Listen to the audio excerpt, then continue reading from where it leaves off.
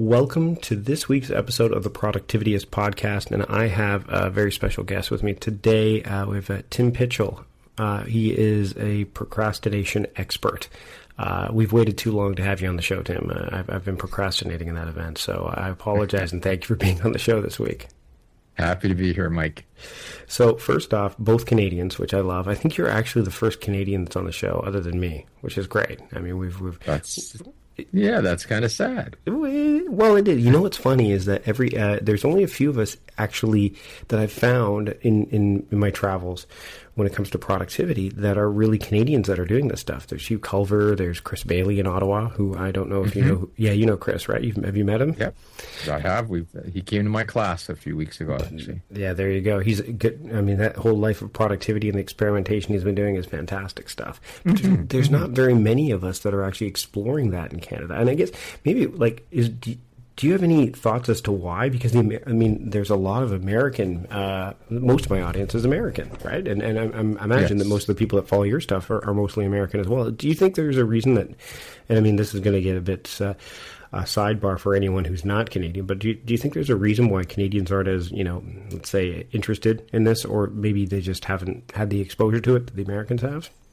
Well, I don't know if it's a lack of interest. It's just that the United States is it's significantly bigger. And so you're going to have more people with that focus. I think that's partly it. Because I come to the productivity table reluctantly.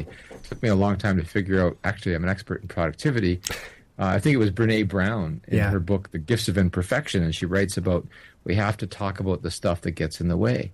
And so she went from realizing that she's a shame researcher and understanding that she knows lots about well-being by coming through the stuff that gets in the way. And likewise, I've come to productivity that way through what gets in the way.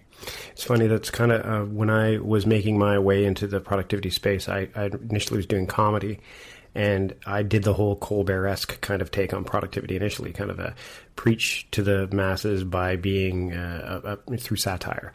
And eventually, I just led myself to the actual space itself as a productivity specialist, strategist, whatever you want to call it. But yeah, the path was definitely not direct. And one of the things that I wanted to kind of discuss with you today is, procrastination is one of those things where no matter who you are, even like folks like us who have studied this stuff and look at this stuff, we are not immune to it in any way, shape, or form, are we? I think we can. Do you catch yourself procrastinating, or do you find yourself occasionally like procrastinating and then, oh wow, I'm doing the thing that I study and shouldn't be doing? Do you find that happening more regularly, or like in terms of the awareness factor, or are you really conscientious about, no, I'm going to make sure that I avoid this as much as possible? It's a little bit of both. It's interesting the way you phrase the question. I catch myself every minute of every day. I spend a lot of time wondering, what is it we would do if we could do anything we wanted? Because we have this sort of belief that our motivational state should match the task at hand. I don't know where we learn this, but we kind of believe it. As I often say, we have a 6-year-old running the ship. I don't feel like it. I don't want to. And I've had a bunch of tasks today that I felt that way about. I have a manuscript that I'm working on reviewing, and I've had a bunch of other things that have come up. And each one of them, I had to use many of the strategies that I write and talk about just to keep myself on track. We're not immune, by any stretch of the imagination. Now, one of the things that I've come across, and I think that it's to me, it's one of those things where I guess I set myself up for this on occasion, is when you get good at something. So when you've done things, just like back when I was doing comedy and theater, is that you're not a master of it, but you're gaining mastery, you have expertise. I find sometimes that I procrastinate because I know that I've got this. Do you know what I mean? Like, I've done it so many times, like, oh, I can wait. And instead of starting working on that talk or that manuscript, or whatever, I can crank it out much faster. Don't worry about it. How do you combat that? Because that's something I still struggle with, especially when you have so much on your plate. You're like, well, you know what? I've got these other little things that I can knock off. This big task, well, you know what? I've done this before, so I'll wait on it a little bit longer because, you know what? I'm good enough, or I can fake it till you make it kind of thing. I'm not saying that's exactly what I do, but you know what I mean, right? Well, yeah, but what you're doing is doing a good job of describing that gray area that I think sometimes it can be classic procrastination, but when you have a lot of competence in an area, it's not procrastination anymore. It's quite strategic delay. There's a part of you that's worried because you're only as good as your last performance. And so you start to get that anticipatory, I should be working on this now. But then better reason comes up and says, no, you have got a lot of things to do, and you know this. You'll pull this off. And it's not hubris per se. It's not that you're digging a hole and saying, like you might have when you didn't have the skills, oh, I work so much better under pressure, or I'll feel more like doing this tomorrow. You're saying, no, I know I can put this together in a shorter period of time. I need not act now. I'm going to get a bunch of other things done. And I think discerning the difference is desperately important. You've got to know when you're trying to deceive yourself just to make yourself feel better, and other times when you're actually making a good judgment call based on your expertise and your ability at the time. So that's really an interesting way you've phrased it, because I think a lot of us end up beating ourselves up as if all delay is procrastination, and it's not. The tough part is that it requires a lot of insight into oneself to know when you're just giving in to feel good versus you're making a rational decision, all things considered. Do you focus more on task than time? So do you use like one of the things I've talked about is that because when we end up using a time-based mindset, we focus on, hey, I've got to get this done by this date, like the date becomes prevalent. You end up putting yourself in a position where you are almost forcing yourself to deal with items of urgency. You're more reactive. Whereas if you're task-based in your mindset and in your thinking, you're working towards, delivering the goods on specific tasks, and you get done more often than not ahead of deadline, sometimes, miles ahead of the deadline. Do you find that you are more of a task-based mindset person or time-based, or do you find you ebb and flow? I ebb and flow. That's a really good question. My research has led me to think a lot like David Allen does. So when I read what he's talked about, I'm fiercely action-oriented. My favorite phrase of his is, what's the next action? And so I'm always defining it at the level of the action. But then my own research understands that all action is taken in a temporal context, because procrastination is all about temporality of our actions. That, again, going back to David Allen, we don't do projects, we do actions. And so it's jumping between projects and actions that brings in temporality. So I can do actions now, but projects are extended over time. And so I have to set a deadline, for example. When ideally do I want to be done this project, and how much wiggle room do I need? Because I could get done at the last second, but boy, if there's any problems, my back's against the wall. So I bounce between a couple of things in a practical sense. I love the app Things. And so in terms of David Allen's, filing system, everything goes into Things for me. And at that point, some of it becomes schedulable, because I'll say it's a task and I'll give it a due date. But until it's in my calendar, it's not really real.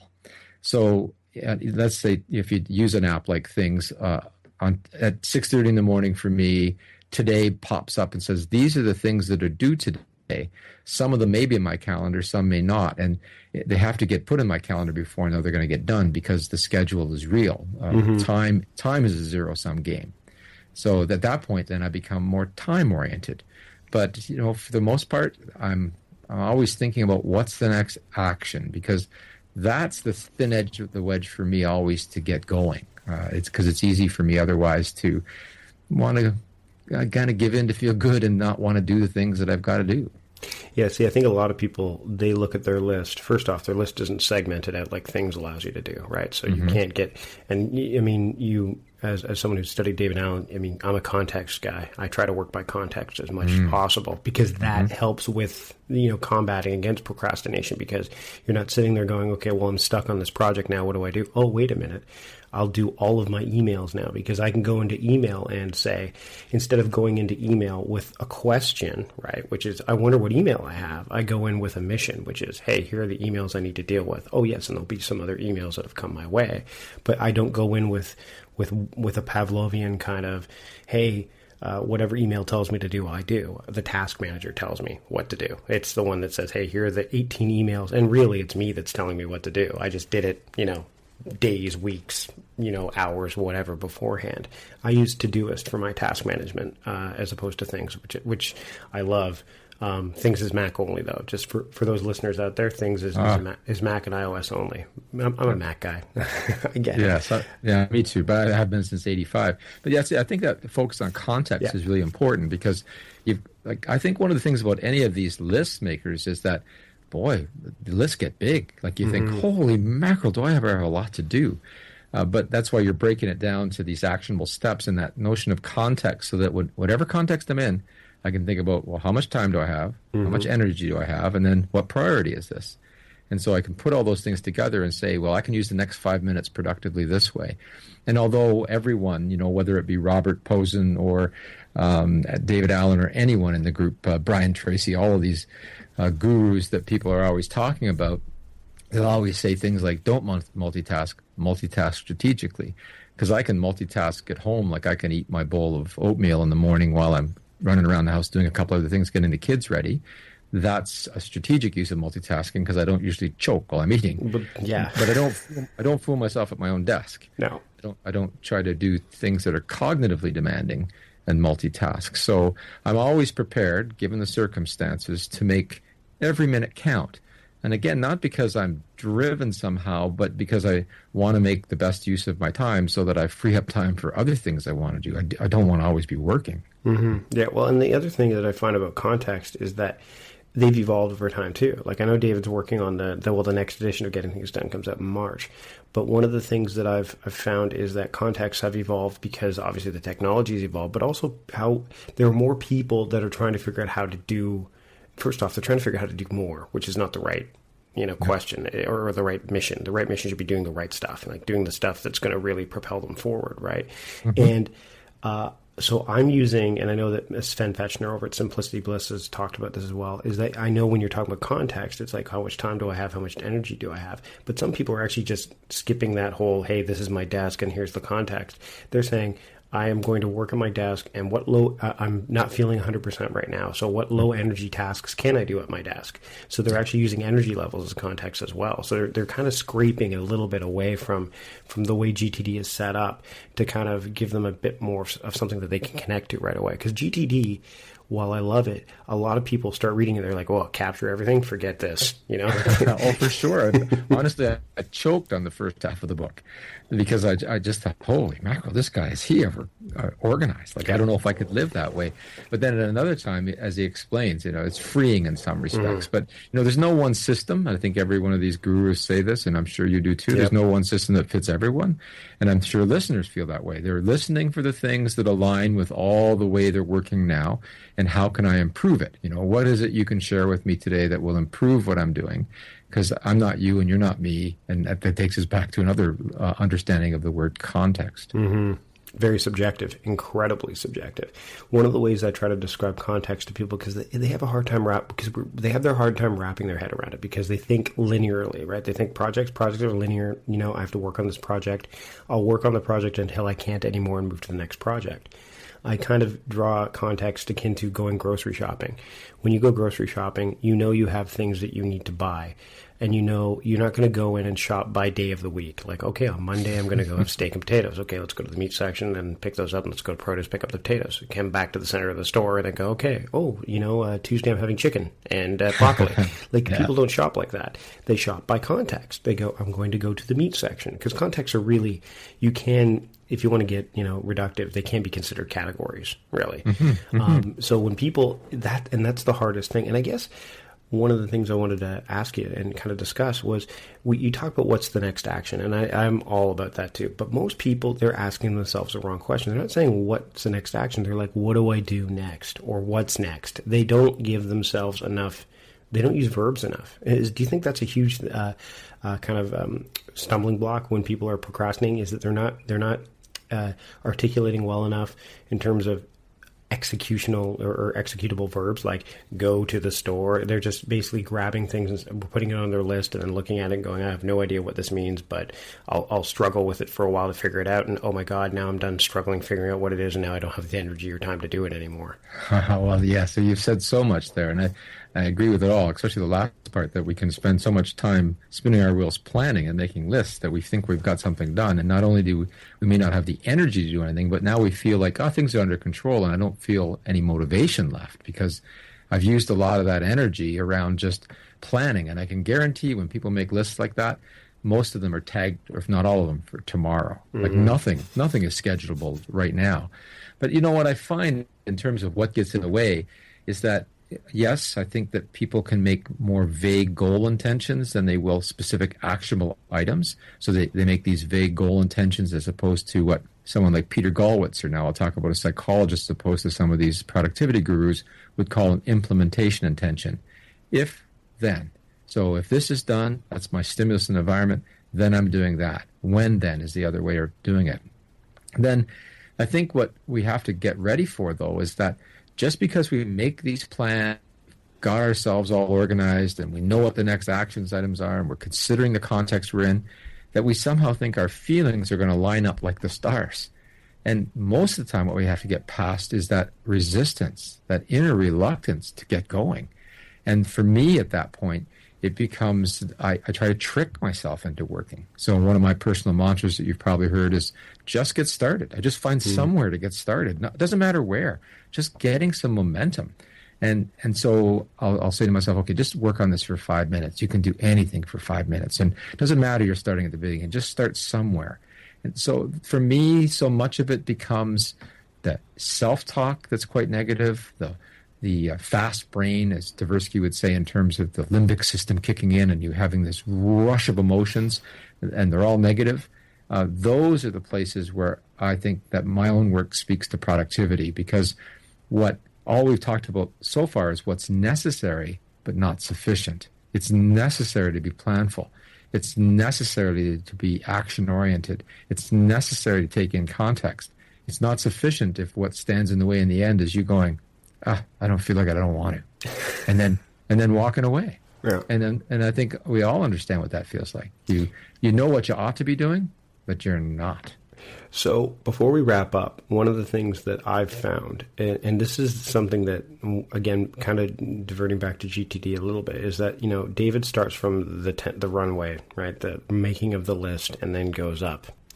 A lot of other people, and we'll talk, like Covey and even Robbins, although he's taken stuff from everywhere, those kind of guys, they start from the bigger goal, what do I want to do this year? What are my roles? What way do you think is for people who are stuck? Like, so they've got all this daily activity. What do you suggest people do when they're stuck and they're just going through this, hamster wheel of the day to day to day? How do you approach these things so that they do have something that they can look to get themselves moving forward, or at least just moving in a direction, as opposed to just go with really no direction other than, okay, I'm done the day, my list is complete, now I can go home and watch The Voice. Well, I'm going to get a plug for my supervisor. He's retired now. He's actually over in Cambridge. He just finished a book called Me, Myself, and Us, The Science of Personality and the Art of Well-Being. And I love the title he chose because there's a science to things and there's an art. And living our lives that enhance it in a way that enhances our well-being, and productivity is certainly part of that, is certainly an art form.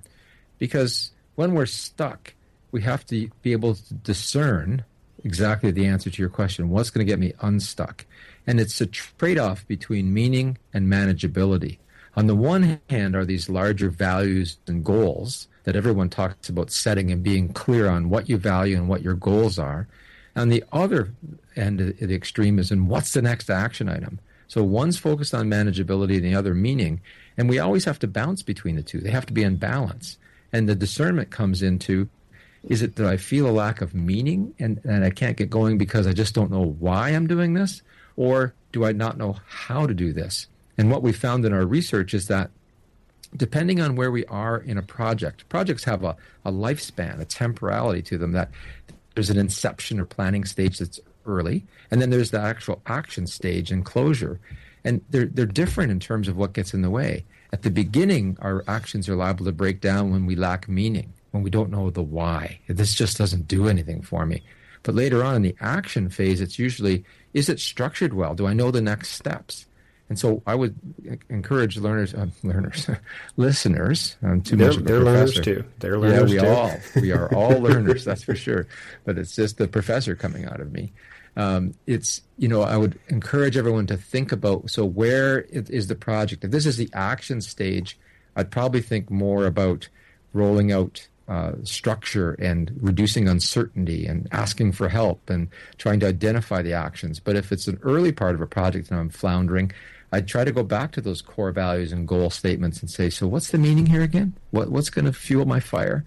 And it's that balance between meaning and manageability. And quite frankly, sometimes that can bounce back and forth within an hour, because when you'll hit a tough spot and you'll want to give up, and you have to do some value affirmation to keep your seat of your pants on the seat of your chair. And other times it's not so much that you don't understand why you're doing it, but you think, what's next? And that's when you kind of do the call a friend. Like, I need some advice. I'm stuck here. I don't know what my next move is. So there isn't an easy answer to that one, because you have to do a little discernment. That's the art of well-being, as Brian Little talks about in that title of the book. Yeah, it's. I think a lot of people, they'll go in and figure that the process is what will solve the problem. Oh, well, if I have this process in place, but it's, again, who's running the process? Yes. We run smack dab into ourselves. Exactly. That's the problem. And as I joked earlier, and we find out that the 6-year-old's in charge. The person inside of us, like I have a 7-year-old now, but I loved when he was 6, because he was always saying to me, I don't want it. I don't feel like it. I said, I didn't ask you how you felt or what you wanted to do. Yeah, I've got a 4-year-old who's actually watching TV right now. I've got a 9-year-old daughter, a 4-year-old son, as my listeners know. And, one of the things I always talk about, and this is kind of the last thing we'll just touch on, is that kids, I look at kids, and it was one of the things that I've noticed is kids are incredible task managers. They're absolutely, and when they're learning something, forget it. They're right into it, right? Do you know what I mean? Like tying a shoe. My son is learning how to tie his shoes. He's done with Velcro. He's going to learn how to do this loop, and pull. But the problem is you've got pride, right? You're like, oh man, this is so awesome. He's learning how to do this. And then all of a sudden he really wants to do it. And you've got to get going somewhere. And he's just focused on, I'm going to do this right. Oh, I screwed up. I'm going to do it again. Kids don't have a sense of time until we put them into, educational institutions and school and stuff. And that's a good thing. I think we need to give them time constraints. I think what I've seen over the years is that what happens is we tend to sway the other way. We tend to go, okay, you need to have this done by this day. You need to have this done by this day, instead of, so quantity of and time becomes a driving force, as opposed to do really well at this thing. Do you know what I mean? And I know it's a balance, but man, he's in the process of finishing up, learning how to tie his shoes. And I'm like, oh man, we better start 15 minutes early to get out the door, because otherwise, I'm going to be stressed out. He's going to be stressed out. And I'm just going to go, okay, wait, let me just do it. And that's not going to solve anything. That's not going to help him. So I've found that kids, I'm sure you've seen this too, are just, they when they want to do something, that's what they're doing. It doesn't matter what time of day it is, it doesn't matter whatever. They have no concept of time. They learn that, we teach them that, but they're task oriented to no end. Well, they can be, and yet school drives some of that out of them, it seems. And another thing that listeners might want to think about is that many of us have read countless numbers of titles that we've talked about the authors of. Mm-hmm. But another way to start thinking about understanding our own productivity is on understanding our own learning. And a fantastic book is called Make It Stick, The Science of Successful Learning. Chip and Dan Heath, yeah. Because it shows so clearly that we don't learn in linear fashions, and we have to make mistakes.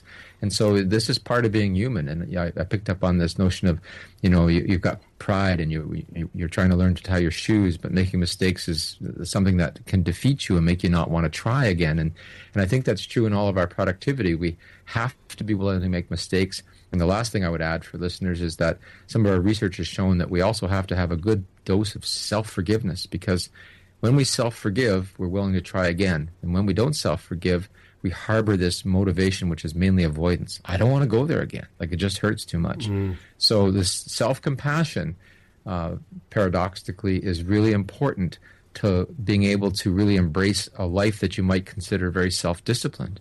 That there's a balance there, that you're going to take 2 steps forward and 1 step back, and you better be willing to deal with those days when you don't live up to your own expectations. It's going to happen. and you're going to have some self-forgiveness and some self-compassion, because I'll go back to the Make It Stick book. Learning isn't linear like that. Tim, this has been a great conversation. I've had a blast. We're going to wrap up now. Where can people find you? I know you've got the book, Solving the Procrastination. Give me the full title. I've got it. Solving the Procrastination Puzzle. That'll do it. Solving the Procrastination Puzzle. But, there's a lot of resources that I have on my website, a very out-of-date website. Apologize for that, but it's the way it is. Procrastination.ca. Kind of fitting. It'll hook up too well. It's just that I don't. Yeah, I was teaching my students HTML codes back in the early 90s, telling them, you got to learn how to do this, and they did. And so I'm not big on just making it flashy. It's functional. Yeah. So anyhow, there's a blog on Psychology Today, so if you'd like to read about research, I've summarized a lot of research there. And for your listeners who like podcasts, I Procrastinate is a podcast available on iTunes, and I interview my colleagues, my students, and sometimes I just talk about research related to procrastination. So if you find yourself getting in your own way, that might be a place to go. Awesome. Thanks so much for being on the Productivityist podcast this week, Tim. I had a great time. Nice to meet you, and stick with the rain there in Victoria, and I'll stick with the snow here in the Ottawa Valley. Thanks again, Tim. Take care, Mike.